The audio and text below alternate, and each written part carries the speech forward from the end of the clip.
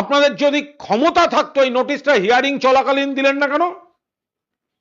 Hearing চলাকালীন নোটিশটা দিলেন না কেন? তাহলে কোনো মানুষ এটাও দিতেন আর একটাও দিতেন, কিছু দিতেন। আপনারা সব দরজা জানলা বন্ধ করে পেছনের দরজা দিয়ে ডাকাতি করার মতো খিড়কির দরজা দিয়ে ঢোকার চেষ্টা করেছেন, ব্যাকডোর দিয়ে ঢোকার চেষ্টা করেছেন। যতক্ষণে ডেট ওভার হয়ে গেছে আপনি তারপর বলছেন এই ডকুমেন্ট চলবে না।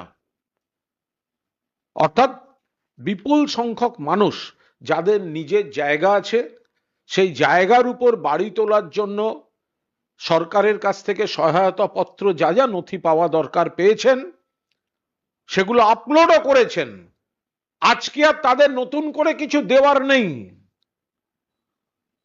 আজকে তাদের জন্য একটা বড় দরজা বন্ধ করার খেলা খেলছে নির্বাচন কমিশন।